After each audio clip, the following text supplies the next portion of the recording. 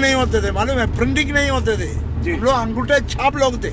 लेकिन अंग्रेजों ने आया, मिशनरियों ने आया, प्रिंटिंग हमें आज जो हम लोग जो प्रिंटिंग जो हम लोग जो देख रहे हैं ना, प्रिंटिंग जितना भी जो डेवलपमेंट हुआ है ये सब कुछ मिशनरियों का और विदेश के जो मिशनरियों, अंग्रेजों का, ईसाइयों का ये देन है, कोई और किसी का नहीं है। तो ये लोग बट इन चीजों को तो कभी भी नहीं बताते, ये कभी इसलिए नहीं बताते कर दिया कि सारा मॉडर्नाइजेशन, सिविलाइजेशन और इतना ज्यादा टैबूज जो थे वो सब किसने खत्म करवाए हैं? सब मिशनरीज ने करवाया, मिशनरीज की देने। आपको मालूम है सती प्रथा खत्म करने वाले में विलियम कैरी अलॉन्ग विद doctor Rajaram Mohan Roy, William Carey का सबसे बड़ा महत्वपूर्ण रोल है, मालूम है। वो अपना बीवी, बच्चे सब कुछ कुर्बान कर दिया इस देश को बचाने के लिए, अपना अच्छा खासा देश। मैं ऑस्ट्रेलिया, मैं यूके में गया हूँ, मैं अमेरिका में गया हूँ, मैं बता रहा हूँ वहां पे जीने वाला, अगर हम जो एक बार वहां गया, पहली बार यूके में गया, वापस आया तो मुझे ऐसा लगा मैं वापस नरक में आ गया।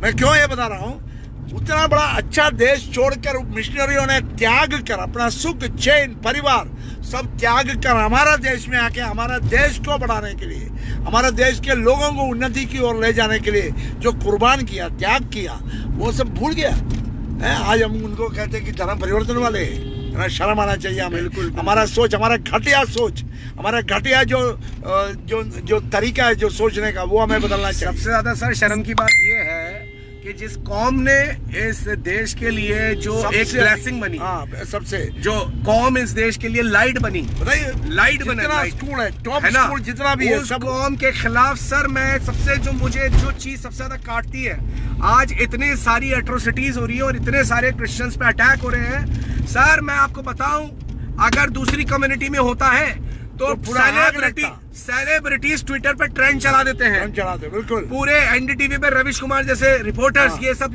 बड़े वो करते नाइंसाफी। आज क्रिश्चियंस के खिलाफ इतना परसिक्यूशन हो रहा है, इनमें से कोई इस चीज को दिखा नहीं रहा, कोई इसको रिकॉर्ड नहीं कर रहा है। Sir this is the worst thing. Brother Angel, I wanted to tell you one thing, हमें किसी भी सेलिब्रिटी की सहायता की जरूरत नहीं है। हमारा यहोवा परमेश्वर वो परमेश्वर है, वो उसकी आवाज आंधी और तूफान भी मानते हैं। वो आंधी और तूफान भी उनके हुक्म को मानने वाला उस परमेश्वर की हम आराधना और हम उपासना करते हैं। हमें किसी भी व्यक्ति की जरूरत नहीं है। We don't need anyone, but एक दोगलापन, आपने बिल्कुल सही किया, एक दोगलापन जो होता है, ये सब दोगला तो है ही। बिल्कुल। जितना सेलिब्रिटी आप देखे जाए, चाहे बॉलीवुड हो, चाहे अभी मीडिया है, सब बिकाऊ हो गया। एग्जैक्टली।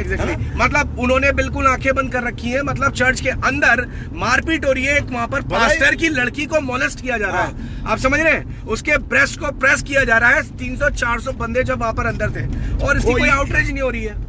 अगर ये मुसलमान के साथ करके देखते, पूरा आग लगा देते। जी मैं वही कह रहा हूँ। और उसका बकायदा रविश कुमार भी कवर करता है उस रिपोर्ट को, उसको पूरी उसका ट्रेंड चल जाता है ट्विटर पे कि भाई ऐसा हो रहा है, बट कोई वो नहीं है। लेकिन इसमें क्रिश्चियंस को समझने की जरूरत है। लेकिन मुझे विश्वास है जितने लोग जो ये कांड में जो हाथ बढ़ाया है, मैं आपको बता दूं, ऊपर वाले का बड़ा भारी हाथ इनके ऊपर पड़ेगा। वो तो सर पड़ेगा, वो इतना बड़ा भारीपन पड़ेगा, मैं बता दूं, उनका अस्तित्व खत्म हो जाएगा, उनका पीढ़ी का अस्तित्व खत्म कर देगा परमेश्वर। बिल्कुल क्योंकि खुदा नाइंसाफी देख रहा है, इनजस्टिस हो रहा है क्रिश्चियंस के साथ। मैं आपको बता रहा हूँ, now this is injustice and now this is too much. और खुदा नाक के ऊपर हो गया। बिल्कुल नाक के ऊपर हो गया। बिल्कुल। तो खुदा ऐसा नहीं हम लोग चूड़ी पहन के बैठे हैं, लेकिन हमारा परमेश्वर कहता है जो तुम्हें गाली देता है उसको आशीर्वाद दो, जो तुम्हें श्राप देता है उसको आशीर्वाद दो, जो तुम्हारा एक गाल पर मारते हो दूसरा गाल दिखाओ, लेकिन तीसरा गाल तक की बात बोला नहीं है अभी।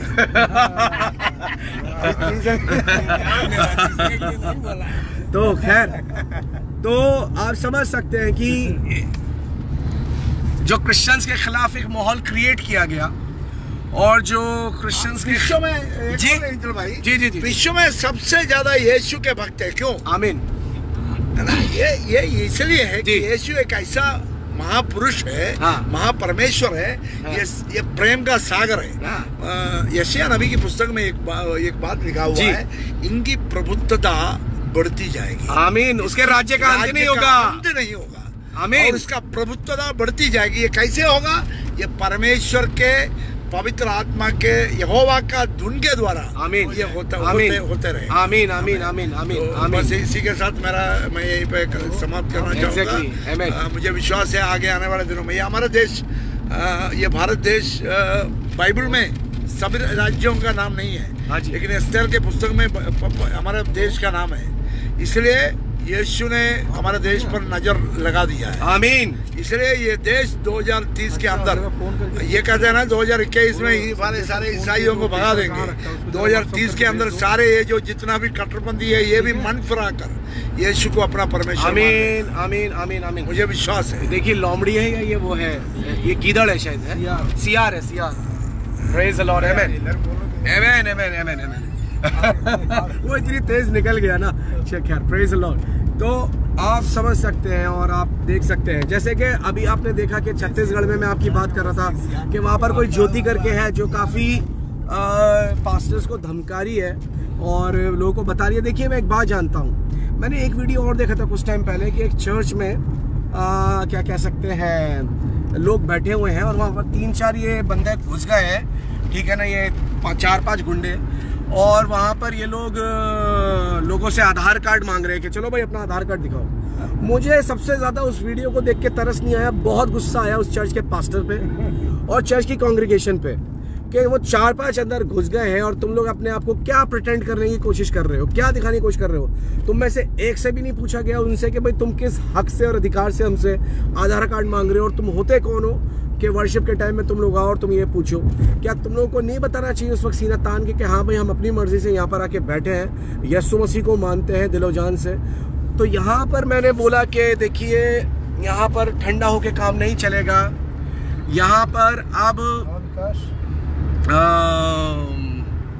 इस बात को समझिए कि यहाँ पर चाहिए और बहुत ज़रूरी है कि हम लोग स्टैंड लें और हमें बताना है कि हमें कोई पैसा नहीं मिलता और ना हम किसी को पैसा देते हैं। ये एक सफ़ेद झूठ को क्रिएट किया गया है बाकायदा कि क्रिश्चियंस पैसे देते हैं, चावल की बोरी देते हैं और ऐसे करके कन्वर्ट करते हैं। मैं आपको सच बता रहा हूँ, मैं आपको सच बता रहा हूँ। और ये आप जो खुद यीशु मसीह को हम मानने लगे हैं, ये आप खुद जानते हैं कि ना ही कोई पैसा दिया जाता और ना ही कोई पैसा लिया जाता है।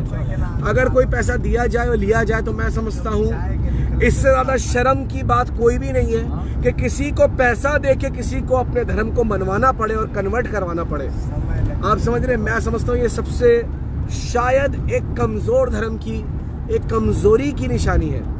But the same time Christians को यीशु मसीह ने बोला है कि तुम्हें चैरिटी करनी है और जो तुम्हारा दाएं हाथ है बाइबल को भी नहीं पता चले। और प्रभु ने बोला है कि जब तुम में से कोई छोटे में से छोटे के साथ करता है तो वो मेरे साथ करता है, जो भी भलाई करता है। तो हम लोगों की जो भलाई और चैरिटी है, क्योंकि ये लोग नहीं करते हैं, हम लोग करते हैं और हम ढिंडोरे भी नहीं पीटते हैं, तो उसको ये लोग कन्वर्जन से क्या करते हैं, उस चीज़ को कन्वर्जन से जोड़ते हैं, जबकि उसमें और इसमें बिल्कुल फ़र्क है, बहुत बड़ा फ़र्क है। दूसरी बात, जैसे एक सवाल का जवाब दे दूं मैं, ये लोग बोलते हैं कई बार कि भाई तुम लोग क्यों प्रचार करते हो, प्रचार करने की जरूरत क्या है, क्यों यीशु मसीह का प्रचार कर रहे हो, प्रचार करने की जरूरत क्या। मैं आपको बता दूं, एक बार मैं ऋषिकेश की तरफ जा रहा था तो वहां पर वो चलता है राजा जी जो करके, वो है ना पूरा फॉरेस्ट, तो वहां पर सब है, टाइगर और लेपर्ड्स और हाथी और दुनिया भर के जानवर है, हिरन वगैरह सब है। तो वहां पर पता थोड़ी थोड़ी दूर में नोटिस बोर्ड पढ़ते हैं, आप समझ रहे हैं, और वहां नोटिस में पता क्या लिखा रहता है कि सावधान, या फिर बाहर ना निकले क्योंकि यहाँ पर जंगली जानवरों का खतरा है, यहाँ पर बाघ हो सकते हैं, तेंदुए हो सकते हैं, ये आपको मार सकते हैं। वो वहां पर उस चीज का प्रचार क्यों कर रहे हैं, वो प्रचार क्यों कर रहे हैं उन बोर्ड्स के थ्रू कि यहाँ पर बाहर ना निकले, बाघ है मार सकता है, सेफ रहे, गाड़ी में रहे। क्यों प्रचार कर रहे हैं? क्योंकि उन्हें पता है अगर आपने लापरवाही कर दी तो नाश हो जाओगे। ठीक यही काम प्रभु के लोग कर रहे हैं, मिशनरी कर रहे हैं, क्योंकि उन्हें पता है कि जजमेंट आ रहा है, न्याय का दिन आ रहा है, और तब किसी पे दया नहीं होगी, तब सिर्फ न्याय होगा।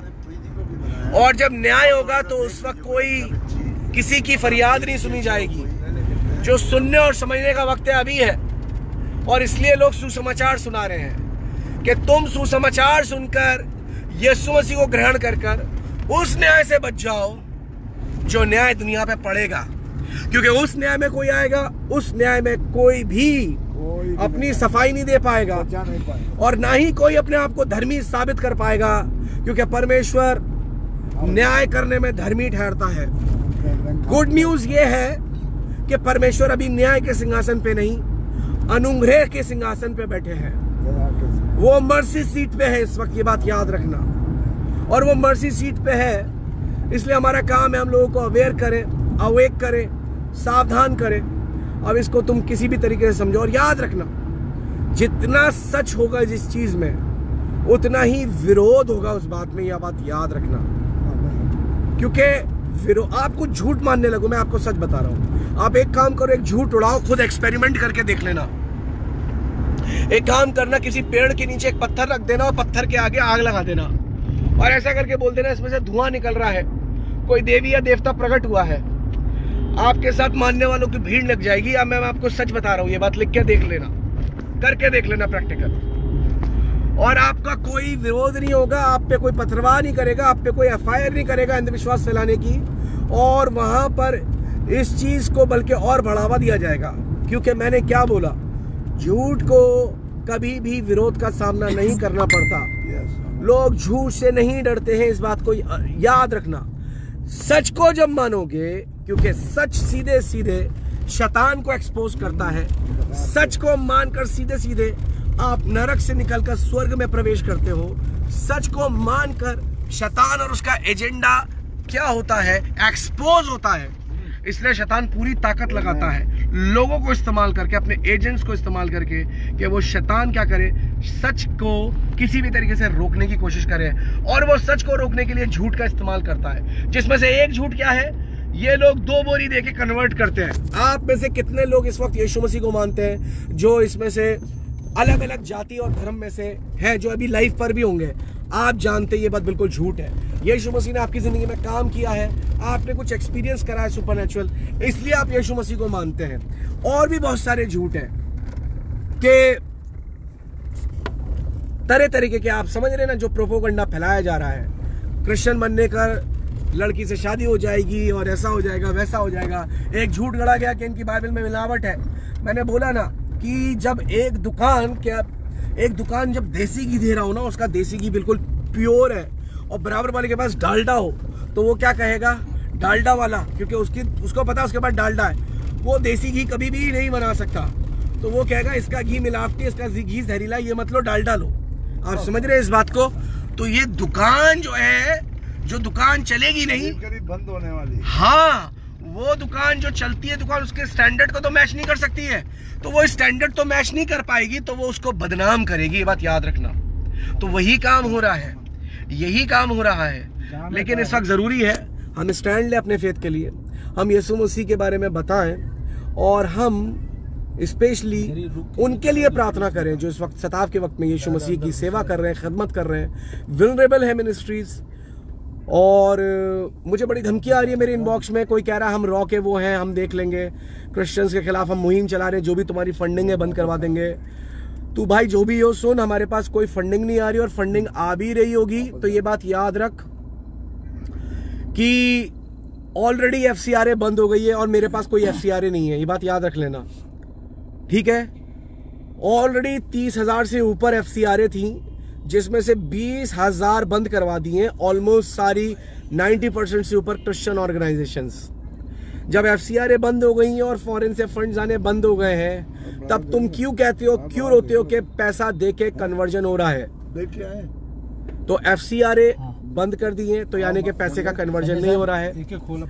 कौन से चावल आते हैं, कहां से चावल आते हैं और कौन सी क्वालिटी के चावल है मुझे नहीं पता, जिसे लोग खाकर और लेकर कन्वर्ट हो रहे हैं। अगर आपको पता है तो आप बताना आपने कौन से चावल लिए और आप यीशु मसीह को मानते हैं, ठीक है? लेकिन मैं एक बात बोलता हूँ जरूर इन लोगों से, अगर आपके पास चॉइस ये हो कि एक जगह आपके पास मूत्र है और गोबर है और दूसरी जगह आपके पास चावल है, तो मेरे हिसाब से आपको चावल चुन लेने चाहिए, वरना मूत्र को और गोबर को खा पी कर आप समझ सकते हैं आपके दिमाग में क्या होगा और आपका कैसा विकास हो सकता है। तो ज्यादा बेटर है फिर चावल को चुनिए, चावल आपको ज़्यादा आहार देगा, चावल आपको ज़्यादा ताकत देगा और चावल आपको ज़िंदा भी रखेगा। तो यही बोलेंगे, प्रार्थना में याद रखें और बस इस वक्त में ज़रूरी है घुटनों पे रहें और जब भी प्रभु आपको बोझ देते हैं आंसुओं के साथ प्रार्थना करें। हम लोगों को प्रार्थना में याद रखें, ठीक है। हम लोग जहाँ जा रहे हैं सेवकाई के लिए, उन कलीसियाओं में जहाँ सताव है वहाँ पर इसको भी आप याद रखें और खुदावंद की प्रार्थना करें। खुदावंद एक बड़ी महिमा को, ये मेरा विश्वास है यस्सु के नाम से, बड़ी महिमा इस मुल्क में खुदावंद की, यस्सु की प्रकट होने आ रही है, फूट रही है और ये और बढ़ने आ रही है। और यही बोलूँगा कि प्रार्थना करें और ये महिमा बड़े लेवल पे इस मुल्क में दिखे। आप समझ रहे हैं इस बात को। और मैं बार बार लोगों को बोलता हूँ कि परसिक्यूशन से, सताव का सहारा लेकर लोगों को डराना बंद करें, लोगों के पास्टर्स के मनोबल को तोड़ना बंद करें, प्लीज़ बंद करें लोगों को डराना। सताव हकीकत है, सताव हो रहा है, परसिक्यूशन हो रहा है, बट द सेम टाइम इस बात को याद रखें कि पवित्र आत्मा भी मौजूद है, वो अभी उठाया नहीं गया है और वो इन अंत के दिनों में इस तरह प्रकट होने आ रहा है। यीशु मसीह इस तरह प्रकट करने आ रहे हैं अपने पाक रूह को अपने लोगों, अपने बंदों के द्वारा, जैसे कभी भी नहीं हुआ ऐसे। सब लोग वापस तो आप बहुत बड़े काम देखने आ रहे हैं, मैं आपको बता रहा हूँ।